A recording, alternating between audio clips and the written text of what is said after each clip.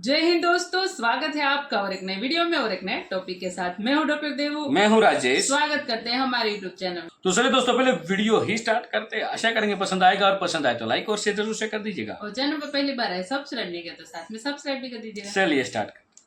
Saudi अरब ने पाकिस्तान को उधार तेल देने से इनकार कर दिया। साथ ही इंपॉर्टेंट चीज यह है कि सऊदी अरब ने पाकिस्तान को उधार पर तेल देने से इनकार कर दिया है। सऊदी अरब ने पाकिस्तान को उधार पर तेल देने से इनकार कर दिया, यानी एब्सोल्युटली नॉट। क्यों देगी आपको दुनिया पैसे? आपके लीडर की फैक्ट्रियों के लिए देगी पैसे, प्राइवेट महल के लिए पैसे दे, या फिर एवनफील्ड अपार्टमेंट्स के खराजात के लिए पैसे दे? दुनिया कभी भी आपको 1 रुपया नहीं देगी और नहीं दे रही। ऐसा मजाकिस्तान बना है कोई, कशकोलिस्तान, ऊपर से मजाकिस्तान, ऊपर से तजादिस्तान, ऊपर से तकसीमिस्तान। अपने घरों की सफेद दुरुस्त करें। अब सऊदी अरब तो उधार पे तेल देने तक के लिए रजामंद नहीं है। सऊदी अरब तो पाकिस्तान को उधार पर तेल भी नहीं देने जा रहा। अब उधार पर सऊदी अरब तेल नहीं देगा तो पाकिस्तान क्या करेगा? दुनिया आपको पैसे नहीं देगी। क्यों देगी? क्योंकि पूरी दुनिया को पता है आपकी लीडरशिप के किरदार का।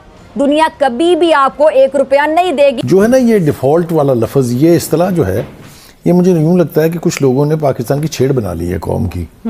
श्रीलंका श्रीलंका श्रीलंका श्रीलंका। भाई खुदा के वास्ते, श्रीलंका के साथ शायद कुछ सिमिलैरिटीज होंगी, लेकिन हम उस हालत को भी अभी नहीं पहुंचे जिसमें श्रीलंका ने डिफॉल्ट किया है। एक बात, खान साहब जो है, मुझे यूं लगता है सुबह चाय मांगने के बजाय पहला सवाल ये पूछते हैं, पाकिस्तान डिफॉल्ट हो गया कि नहीं। सऊदी अरब ने भी अब हाथ खड़े कर दिए हैं। इसका मतलब है सऊदी अरब जो है वो भी आपको बाय बाय कह रहा है। ये है इस वक्त की सूरत हाल, और हम अब भी कर्जे और सिर्फ कर्जों पर चल रहे हैं। इसके अलावा हमारे पास कुछ नहीं है। अख्तर साहब, डिबेट चल रही है, आप सनतों को देख रहे हैं, सनतें काम कर रही हैं। यहाँ पे 2 नुक्ता नजर हैं। राशिद सिद्दीकी साहब कह रहे हैं हमें इंडिया से बिजनेस करना चाहिए। चौधरी सलामत अली साहब कहते हैं फौरी तौर पर वाघा बॉर्डर खोलें 3 दिन के अंदर। आप सनतों को लीड कर रहे हैं, आप क्या कहते हैं? खुलना चाहिए, नहीं खुलना चाहिए इंडिया से या नहीं? फैसल भाई 100% लेनी चाहिए। अच्छा, 100% लेनी चाहिए। अच्छा, कोई दो राय नहीं है इसमें। हाँ। जय हिंद दोस्तों, आखिरकार संडे की शुरुआत होते ही पाकिस्तानियों ने मेला लूटना शुरू कर दिया। जी हाँ दोस्तों, इस समय पूरे इंटरनेशनल मार्केट में पाकिस्तानियों की भयंकर बेइज्जती कर दी है सऊदी अरेबिया ने। दोस्तों, पाकिस्तान के जो विदेश मंत्री हैं, उन्होंने एक रिक्वेस्ट लिखा था सऊदी अरेबिया के प्रिंस मोहम्मद बिन सलमान को कि भाई हमें कुछ महीनों के लिए उधार पे सऊदी अरेबिया तेल भेज दे। दोस्तों, जो फॉरेन ऑफिस था सऊदी अरेबिया का, उन्होंने फौरन डिनाई कर दिया। उन्होंने कहा हम 1 रुपए का भी फ्री में उधार का ऑयल पाकिस्तान को नहीं भेजने वाले। यहाँ हम पूरी दुनिया को महंगी रेट पे ऑयल भेजने की कोशिश कर रहे हैं और इधर पाकिस्तान फ्री में ऑयल भेज रहा। भाई हमारे पास नहीं है, हम नहीं दे रहे। बहुत हो गया, इस्लामिक करते करते बहुत ठग लिया सऊदी अरेबिया को। यूएई ने तो पहले ही हाथ खड़े कर दिए थे 2 महीने पहले, कुछ नहीं दे रहे फ्री में। अपना कोई सामान बेचोगे तो ही इस पैसे मिलेंगे या ऑयल मिलेगा। ठीक है, तो पाकिस्तान की बड़ी बेइज्जती हो गई। इंटरनेशनल दुनिया में मजाक उड़ रहा है। ओआईसी में भी पाकिस्तान का मजाक उड़ गया। सारे के सारे मुस्लिम देश चुप। सऊदी अरेबिया के सामने कौन बोलेगा? ठीक है, वैसे भी भिखारिस्तान का साथ कौन देता है? जो साथ देगा पाकिस्तान उससे ही पहले भीख मांग लेगा। अगर पाकिस्तान का किसी ने साथ दिया, पाकिस्तान कहेगा भाई तू ही दे दे मुझे फ्री में चीजें। ठीक है, जब मेरा साथ दे रहा है तो तू ही मुझे फ्री में चीजें दे दे। तो कौन साथ देगा ऐसे में भिखारिस्तान का? और सऊदी अरेबिया, जिसके बारे में ये पिक्चर पेंट की जा रही थी कि वो हमें आके हमें रेस्क्यू भी कर लेगा, मामलात हमारे बिल्कुल ठीक हो जाएंगे, बहुत बेहतर हो जाएंगे, तो वो तो होता हुआ नजर नहीं आ रहा है at this point in time. अब सऊदी अरब तो उधार पे तेल देने तक के लिए रजामंद नहीं है। सऊदी अरब तो पाकिस्तान को उधार पर तेल भी नहीं देने जा रहा। अब उधार पर सऊदी अरब तेल नहीं देगा तो पाकिस्तान क्या करेगा? आपका जो इलेक्टेड ऑफिशियल है, जब वो जाता है तो वो ये एक्सपेक्टेशन लेके जाते हैं कि सऊदी अरब हमें कुछ पैसे देगा या कोई इन्वेस्टमेंट या कोई इस तरह के मामलात करेगा। अदरवाइज सऊदी अरब की इसके अलावा क्या अहमियत है, आप मुझे ज़रा बताएं। पाकिस्तान के किसी जियोपॉलिटिकल स्ट्रैटेजिक किसी मामलात में उसकी क्या अहमियत है सिवाय पैसे देने के? तो जाहिर है कि उन्होंने पैसे, मैं समझता हूँ कि इस दफ़ा जो है वो सऊदी बहुत ज़्यादा रियलिस्टिक हो गए हैं।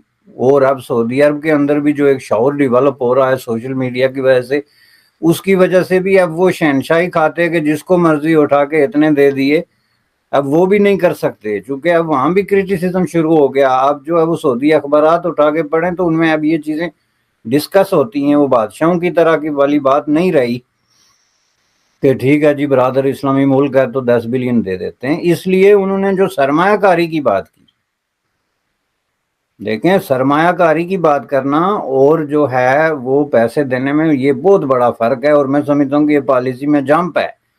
क्योंकि आर्मी, जिसका मतलब ये है कि वो दिन गए जब आप सऊदी अरब से पैसे लेके अय्याशियां करते थे, और मैं इसको अय्याशियां इसीलिए कहूँगा कि आपको जो भी कर्ज देगा उसमें से 80% तो आप इंसानियत पे खर्च कर रहे, उसमें आप मुलाजमीन की तनख्वाहें, पेंशन, मराहत, ये सारी चीजें उस पर खर्च कर रहे हैं।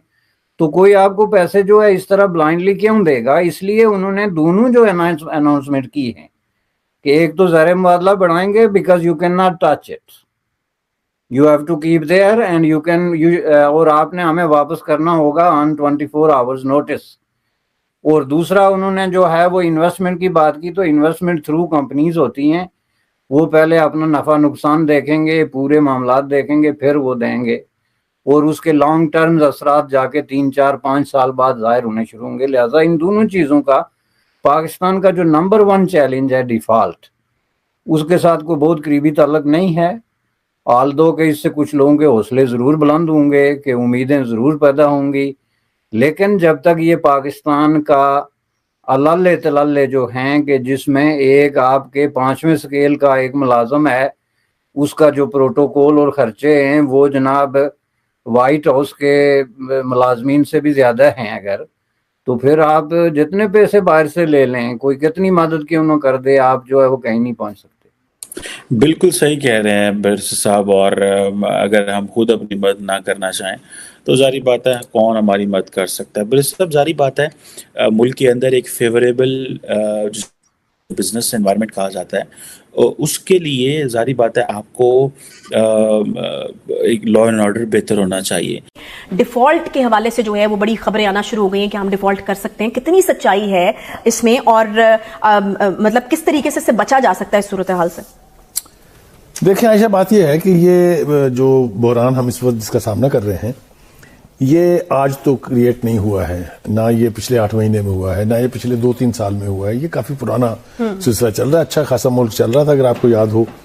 फिर 2014 में हंगामा खेजी मुल्क की सियासत में शुरू हुई, फिर 2018 में इलेक्शन का मैंडेट का क्या बना, चोरी हुआ, किसी ने कहा कि जी डाका पड़ गया, उसके नताइज के तौर पर जो हुकूमत सामने आई, फिर उसकी पॉलिसीज, ये मेरा ख्याल है सारा कुछ जो है हमें कुछ इस तरीके से अपने सामीन को समझाने की कोशिश करनी चाहिए कि ये फितना इजाद कैसे हुआ, पनपा कैसे, और आज ये एक इतने बड़े देव की तरह हमारे सामने क्यों खड़ा है।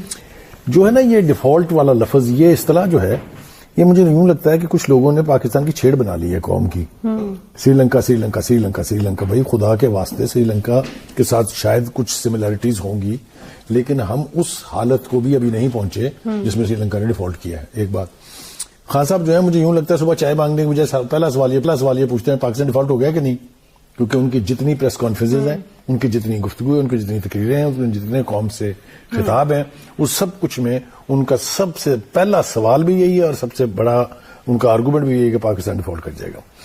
जनाब ठीक है, पाकिस्तान डिफॉल्ट करेगा या नहीं करेगा ये तो आने वाले वक्त में तय होगा, लेकिन पहले जरा आप थोड़ा सा अपना भी हिसाब दे लें, ठीक है, वो पूछना चाहिए। इसलिए कि 2014 में जो यानी कंटेनर की नई इस्तेलाह धरने की सूरत में पाकिस्तान में इजाद हुई, उससे सबसे ज्यादा बड़ा प्रोजेक्ट जो सबोटेज हुआ उसका नाम है सी पैक।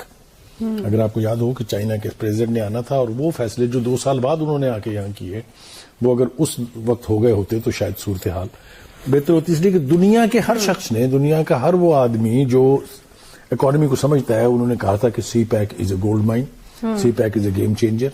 सी पैक के बारे में कोई ऐसी इस्तेलाह नहीं जो इस्तेमाल नहीं हुई थी, और ख्याल ये था कि पाकिस्तान के तमाम मसाइल हल हो जाएंगे। बुखारी साहब, आप ये कह रहे हैं कि एक वाहिद वो अकेला मंसूबा ही चलता रहता तो हमें इन हालात को तो कम से कम एब्सोल्युटली, ये मैं नहीं कह रहा, ये आप उस वक्त के जो इकोनॉमी के स्टॉलवर्ट्स थे, पूरी दुनिया के मालियाती अदारे भी यही कह रहे थे, मुखालिफ थे जरूर उसके, अमेरिका भी मुखालिफ था, लेकिन ये कह रहे थे कि ये अगर समन हो जाता है, अगर ये कमीशन हो जाता है, तो यकीनी तौर पर इसका पाकिस्तान की इकोनॉमी पे मुस्बत असरात मुरतब होंगे।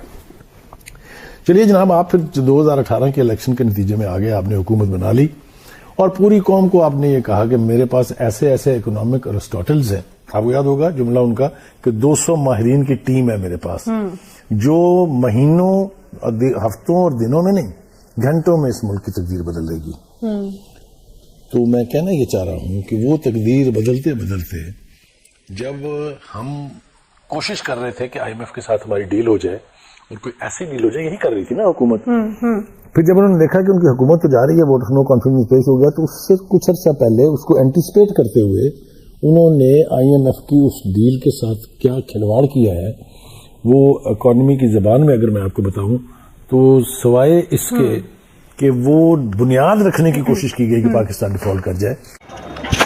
तो दोस्तों, इंटरनेशनल मार्केट में पाकिस्तान की किसी भी दिन बेइज्जती ना हो, ऐसा हो नहीं सकता। अब सऊदी अरेबिया ने खुलेआम मना किया जैसे ही, वैसे ही मतलब पूरी दुनिया की हेडलाइन बनने लगी कि यार पाकिस्तान कितना गिरा हुआ, कितना नीच, कितना जलील कंट्री है कि बताओ फ्री में तेल मांग रहा है, उधार पे तेल मांग रहा है।